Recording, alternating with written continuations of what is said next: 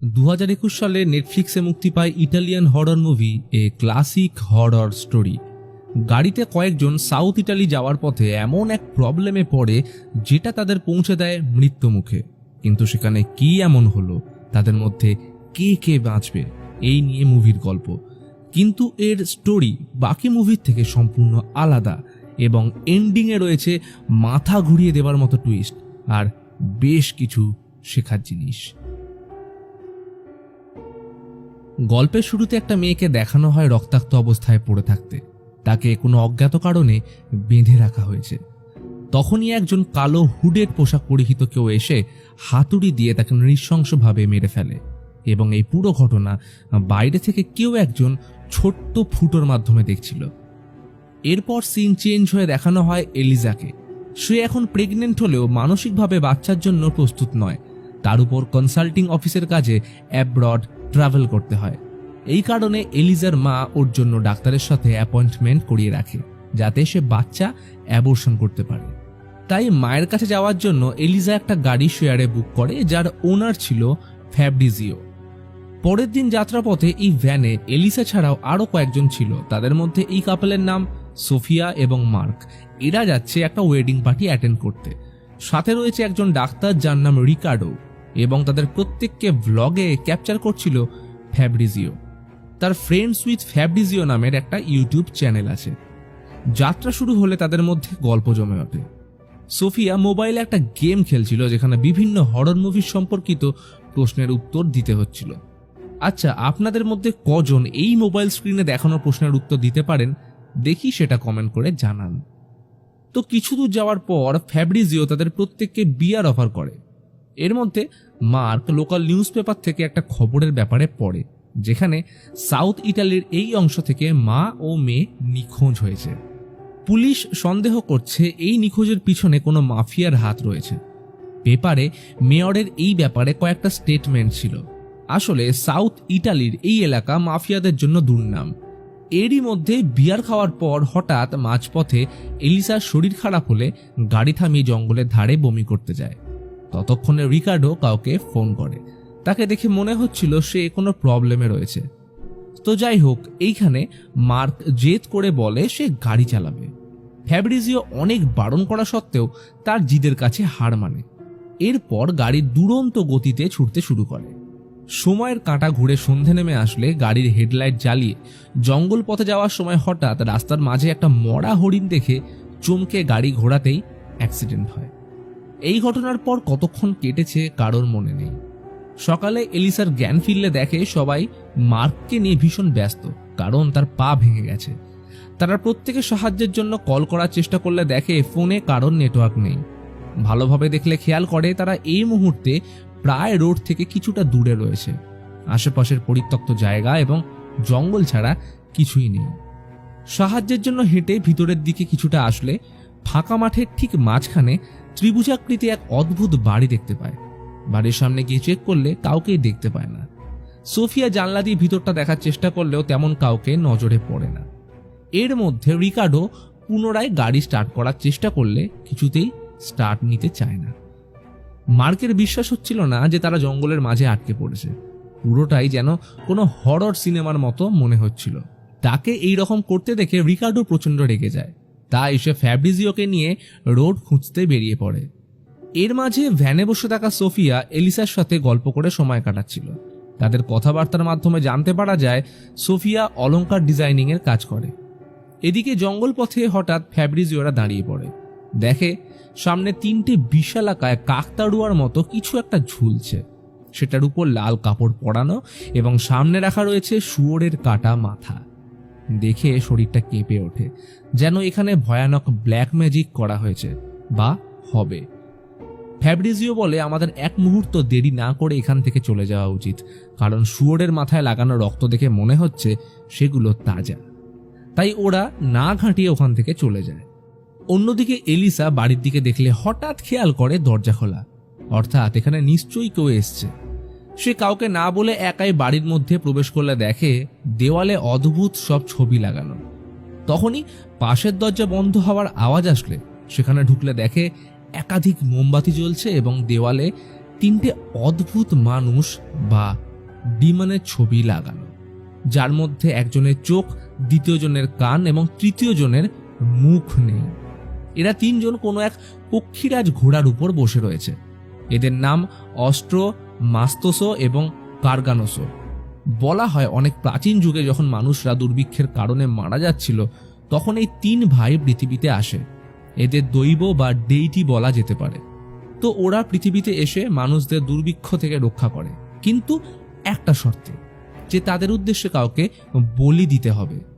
তখন গ্রামবাসীরা একটা মেয়েকে তাদের উদ্দেশ্যে বলি দেয় এবং নিয়ম কানুন অনুযায়ী প্রথমে তারা ওই মেয়েটার জিভ কাটে, তারপর চোখ। কিন্তু এরপর গ্রামবাসীরা কেউ নিস্তার পায়নি। তাদের সর্বদা বাঁচতে হলে তিন ভাইয়ের পুজো করতে হতো, অর্থাৎ বলি দেওয়ার প্রথা কন্টিনিউ চলত। এই পৌরাণিক গল্প ফ্যাব্রিজিও তাদের শোনাচ্ছিল, কিন্তু কেউ তার কথায় বিশ্বাস করে না, হেসে উড়িয়ে দেয়। এর মধ্যে বিকেল হয়ে আসলে তারা সিদ্ধান্ত নেয় আজকের রাতটা এখানে কাটিয়ে কাল সকালে তারা রওনা দেবে। কিন্তু মার্ক যেহেতু হাঁটতে পারবে না, তাই সে আপাতত এখানেই থাকবে এবং তারা মেডিকেল সেট আপ করে তাকে নিয়ে যাবে। তাদের অবস্থা দেখে মার্ক নিজেকেই দোষী ভাবছিল। পরিস্থিতি গম্ভীর হচ্ছে দেখে ফ্যাব্রিজিও মজা করে বলে, মনে হচ্ছে আমরা যেন কোনো ক্লাসিক হরর মুভির গল্পের মতো জঙ্গলে আটকে গেছি, এই যেমন রং টার্ন। এই কথা শুনে সবাই হাসতে শুরু করে। সময়ের সাথে সন্ধে নামে। ফ্যাব্রিজিও জঙ্গলের ধারে একা টয়লেট করতে গেলে হঠাৎ দেখে ঠিক জঙ্গলের ওপারে দুজন মুখোশ পরে দাঁড়িয়ে। তাদের দেখে ফ্যাব্রিজিওর টয়লেট বন্ধ হয়ে যায়। সে ভয়ে ভ্যানের দিকে দৌড় লাগায়। অন্যদিকে এলিসা মাকে কন্টিনিউ মেসেজ করে যাচ্ছিল এই আশায় যে যদি কখনো নেটওয়ার্ক আসে তাহলে অ্যাটলিস্ট মেসেজগুলো সেন্ড হবে। তখনই ওরা বাড়ির ভিতর থেকে কারো চিৎকার শুনতে পেলে সবাই গাড়ির ভিতর থেকে সেদিকে দেখতে যায়। কিছুক্ষণ পর আওয়াজটা থামে। মনে ভয় উৎকণ্ঠা নিয়ে সোফিয়া আর এলিজা বাড়ির ভেতরে যায় চেক করতে। তখনই ফ্যাব্রিজিও এসে বলে, আমাদের এখনই পালানো উচিত, কারণ আমি একটা ভয়ানক জিনিস দেখেছি। রিকার্ডো আর বেশি কথা বাড়ায় না, তাকে নিয়ে এক ছুটে বাড়ির ভেতর ওদের দুজনকে নিতে আসলো। দেখে উপরে অ্যাটিকের মধ্যে একটা বাচ্চা মেয়েকে খড়ের গাদার মধ্যে ব্ল্যাক ম্যাজিকের জিনিস সহ দড়ি দিয়ে বেঁধে রাখা হয়েছে। তারা তো রীতিমতো অবাক। তখনই নজর যায় পাশে পড়ে থাকা একটা কাঁচের বোতলের উপর। একটা সদ্য কাটা জিভ ফাঁসছে, অর্থাৎ এই মেয়েটার জিভ কেটে নেওয়া হয়েছে। এটা দেখে ভয় শিউরে ওঠে। কি করবে কিছু ভাবতে যাওয়ার আগেই হঠাৎ বাইরে সাইরেন বাজতে শুরু করে। চারিদিকে লাল আলোয় ভরে যায়। তারা দেখে দুটো অদ্ভুত পোশাক পরিহিত লোক গাড়ি থেকে মার্ককে টেনে বের করে এই বাড়ির দিকে নিয়ে আসছে। তাদের বুঝতে অবকাশ থাকে না যে এটা নিশ্চয়ই কোনো কাল্টের মেম্বার। মার্ককে ঘরে আনতেই তিনজন দৈব ঘরে প্রবেশ করে। সোফিয়া ভয় চিৎকার করতে গেলে রিকার্ডো তখনই তার মুখ চেপে ধরে, কারণ নিচে দাঁড়িয়ে থাকা ওই লোকগুলো জানে না যে তারা অ্যাটিকে রয়েছে। এরপর লোকগুলো যেটা করলো সেটা দেখে ওদের মুখ থেকে একটা টু শব্দ বের হয় না, কারণ তারা মার্ককে বেঁধে হাতুড়ি দিয়ে আগে দুটো পা ভাঙে, তারপর চোখের মধ্যে একটা লোহার যন্ত্র ঢুকিয়ে চোখ দুটো বের করে আনে। এই ভয়ানক দৃশ্য দেখে তারা ভয় কাঁপছিল। সোফিয়াকে রিকার্ডো কোনো রকমে চুপ করিয়ে রাখে। মার্ক প্রচণ্ড যন্ত্রণায় মারা গেলে তাকে টেনে বাইরে নিয়ে যাওয়া হয়। সোফিয়া এই ঘটনার পর সম্পূর্ণভাবে শকিং স্টেটে চলে যায়। তারা ঠিক করে সকাল হলে যত তাড়াতাড়ি সম্ভব এখান থেকে পালাবে। তো সকাল হলে তারা ওই বাচ্চা মেয়েটাকে উদ্ধার করলে এর পুরো দায়িত্ব রিকার্ডো অ্যালিসাকে দেয়। কোনো রকমে তাকে নিয়ে পালিয়ে জঙ্গলের মধ্যে আসলে দেখে একটা জায়গায় সমস্ত ভাঙা গাড়ি পড়ে আছে, অর্থাৎ তাদের আগে এরকম বহু ট্যুরিস্ট এখানে ভুল করে এসে আর ফিরে যেতে পারেনি। তখনই রিকার্ডো আর সোফিয়ার মধ্যে ঝগড়া লাগে, কারণ রিকার্ডো মার্ককে দোষারোপ করছিল যে তার জন্য সবকিছু হয়েছে। কিন্তু তখনই সোফিয়া চেঁচিয়ে বলে, তুমি কিরকম ডাক্তার যে একটা পাবলিক ট্রান্সপোর্টে ট্রাভেল করছো? কারণ নর্মাল ডাক্তাররা হয় নিজস্ব গাড়িতে আর না হলে ফ্লাইট নেয়, বিশেষ করে এত দূরের রাস্তা যখন কভার করে। কিন্তু তুমি কি আদৌ ডাক্তার? সোফিয়া এটাও বলে আগের দিন যা কিছু হয়েছে তখনই তাদের কোনো স্টেপ নেওয়া উচিত ছিল, আর সেটা না করে রিকার্ডো তার মুখ চেপে ধরে। তখন প্রত্যুত্তরে সে জানায়, আমার কাজ লোককে সুস্থ করা, কাউকে রেস্কিউ করা নয়। কিন্তু এলিসা সবাইকে থামিয়ে বলে, এখানে কারোর কোনো ভুল ছিল না, যা কিছু হয়েছে সব কোইন্সিডেন্টালি। এরপর গাড়িতে বসে এলিসা বাচ্চাটার সাথে কথা বলার চেষ্টা করে। তখন বাচ্চাটা তাকে তার ফ্যামিলির একটা ছবি দেখায়। এটা দেখে এলিসা জিজ্ঞেস করে, আচ্ছা এই জঙ্গল থেকে বেরোনোর কি কোনো রাস্তা আছে? তখন সে ডায়েরিতে যেটা লিখলো সেটা দেখে এলিসা চমকে যায়, কারণ তার মতে এটা নাকি কোনো জঙ্গলই নয়। এসব নিয়ে ভাবতেই যাবে, আর তখনই হঠাৎ সাইরেন বেজে ওঠে। তাই আর কোনো রিস্ক না নিয়ে এখান থেকে পালানোর চেষ্টা করলে ঘুরে ফিরে আবার ওই কেবিনের সামনেই চলে আসে। তারা বুঝতেই পারছিল না যে এটা কি হচ্ছে, তাই জন্য রিকার্ডো ফ্যাব্রিজিওর কলার চেপে ধরে। কিন্তু ফ্যাব্রিজিওর মতে তারা ঠিকই সাউথের দিকে রওনা দিয়েছিল, কিন্তু সেও জানে না যে তারা কিভাবে এখানে ঘুরে চলে আসলো। রিকার্ডোর কাছে সবকিছু যেন একটা দুঃস্বপ্নের মতোই মনে হচ্ছিল। সে যেন সমস্ত আশা হারিয়ে ফেলেছে। তবে এলিসা আপাতত ওই কেবিনে ফিরে যাওয়ার জন্যই বলে। তারা প্ল্যান করে যে রাতে যদি ওই কাল্টের লোকগুলো আসে তাহলে তাদের শুদ্ধ এই বাড়িতে আগুন লাগিয়ে দেবে। ফ্যাব্রিজিওর কাছে যে কটা বিয়ার ছিল সেগুলো সবাইকে খেতে দিয়ে নিজে চুপ করে বসে পড়ে, কারণ সে যেহেতু আজকের রাতটা পাহারা দেবে। এইসবের মাঝে তারা প্রত্যেকে একে অপরের সাথে নিজের মনের কথা শেয়ার করে। এখানে প্রথমবার রিকার্ডো জানায় সে নাকি আগে ডাক্তার ছিল, কিন্তু তার অসতর্কতার জন্য একটা পেশেন্টের মৃত্যু হওয়ায় তার লাইসেন্স ক্যান্সেল করে দেওয়া হয়। এরপর মানসিক অশান্তির কারণে স্ত্রীর সাথে ঝগড়া হলে সেও তাকে ডিভোর্স দিয়ে চলে যায়। এইবার ফ্যাব্রিজিও বলে সে যেহেতু সাউথ ইটালি থেকে বিলং করে, তাই নর্থের লোকদের সাথে একদিন দেখা হলে ওরা তাকে মাফিয়া বলে সম্বোধন করে। কিন্তু তারা এটা বোঝে না যে সব মানুষ মাফিয়া হয় না। তাই এই ব্যাপারটা নিয়ে ওদের মধ্যে ঝগড়া হলে ফ্যাব্রিজিও নাকি তাদের খুন করে। এই কথা শুনে সবাই হাসতে শুরু করে, কারণ তার মতো ভীতু ও ফানি টাইপের ছেলে কিভাবে সবাইকে মারতে পারে। গল্পের মধ্যে রাত হয়ে আসলে তারা প্রত্যেকে ক্লান্ত হয়ে ঘুমিয়ে পড়ে, আর ফ্যাব্রিজিও পাহারা দিচ্ছিল। সোফিয়ার সাথে একান্তে কথা বলার সময় এলিসা বলে সে প্রেগনেন্ট। এটা শুনে সোফিয়া হেসে বলে, আমরা আগেই বুঝেছিলাম তুমি প্রেগনেন্ট। এই নাও আমার হাতের আংটিটা, তোমার কাছে রাখো। এটা তোমার বাচ্চার জন্য আমার তরফ থেকে একটা ছোট্ট গিফট।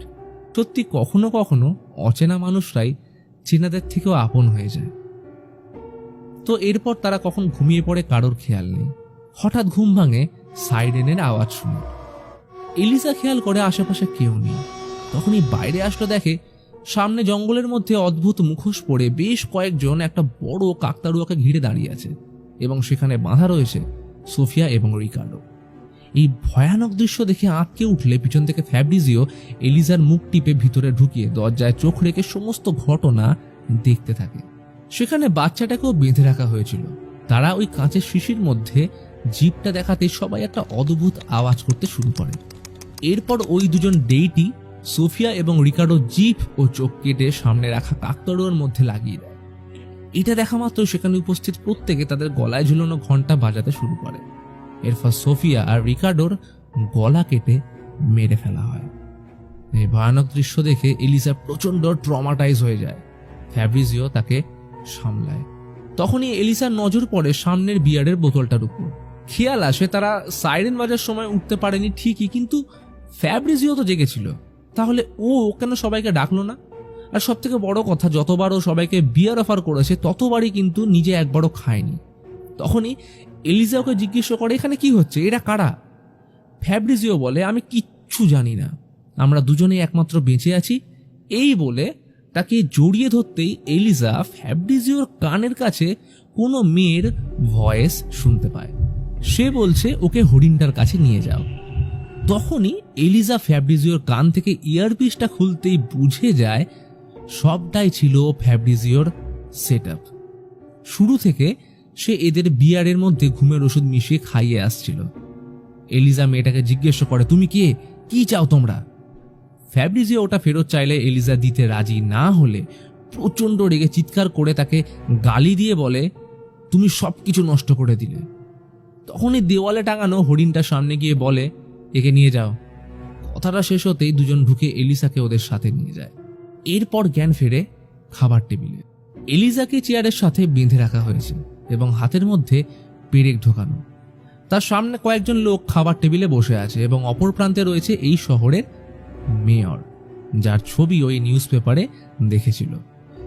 মেয়র এলিসাকে বলে তুমি খুব সুন্দরী, তোমাকে মারতেও মায়া লাগছে, কিন্তু তুমি না মরলে এই শহরবাসীদের আমি কেমন করে খেয়াল রাখবো?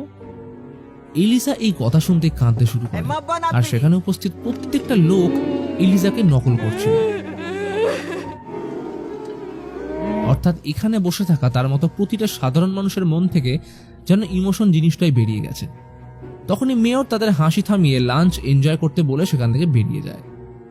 এরপর একজন লোক এসে এলিজাকে রুমে এনে বসিয়ে দেয়, যেখানে একটা বড় টিভি স্ক্রিন লাগানো এবং সেটায় বিভিন্ন জায়গার সিসিটিভি ফুটেজ একসাথে শো করছে।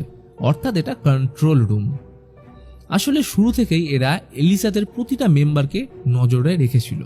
তখনই স্ক্রিনের সামনে ফ্যাব্রিজিও আসলে এলিজা বাচ্চাটার কথা জিজ্ঞেস করলে প্রত্যুত্তরে জানায়, আমি শুরুতেই স্পয়লার দিতে চাই না, একটু অপেক্ষা করো।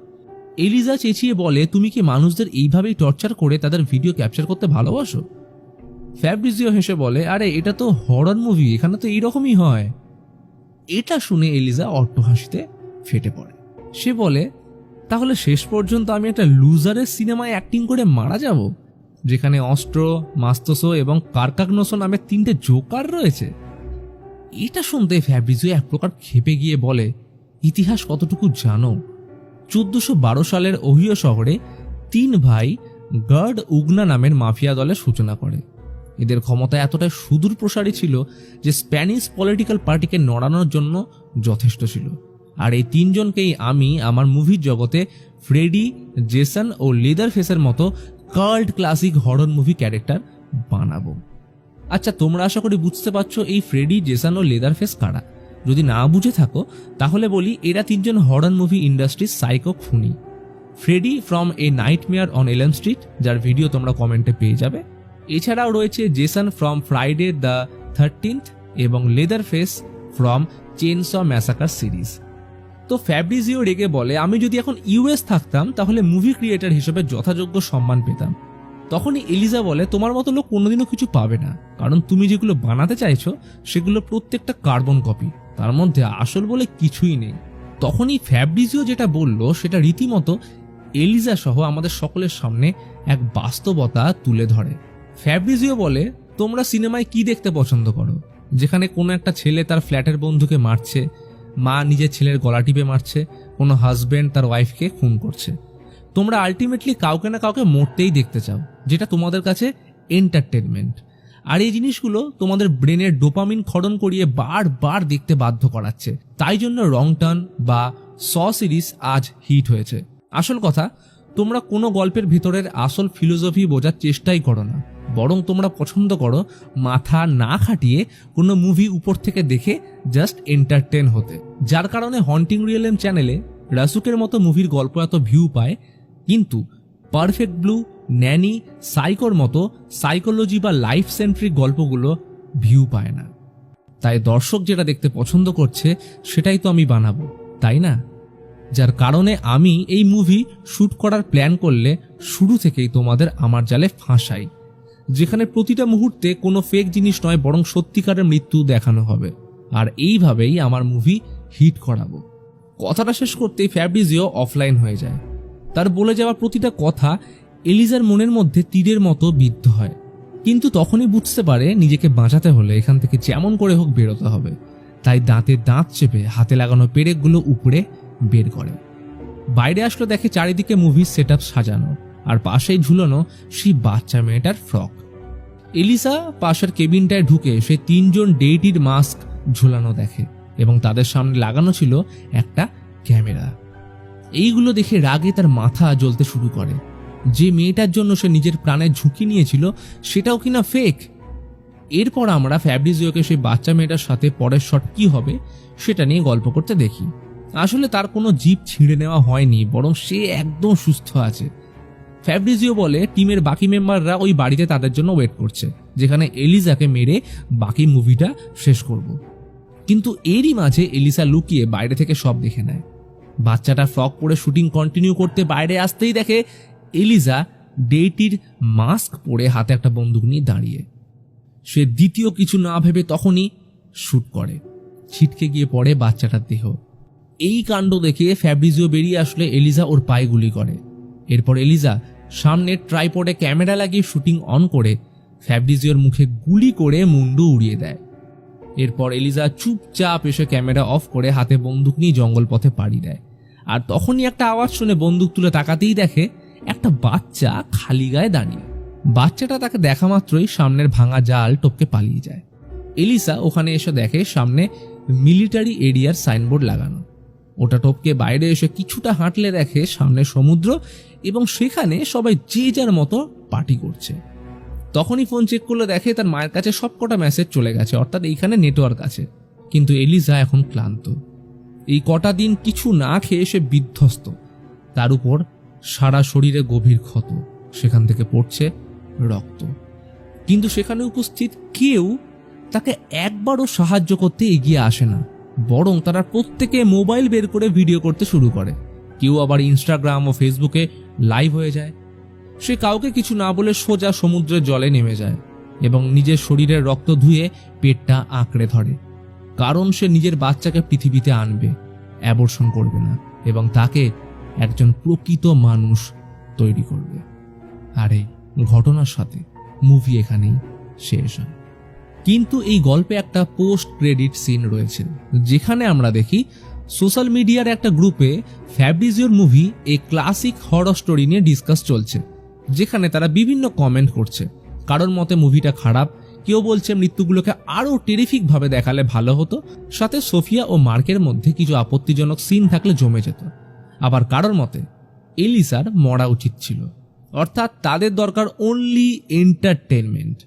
এইভাবে একজন অজানা ব্যক্তি তাদের গসিপ দেখে নিজের পিসি থেকে টর ব্রাউজার ওপেন করে।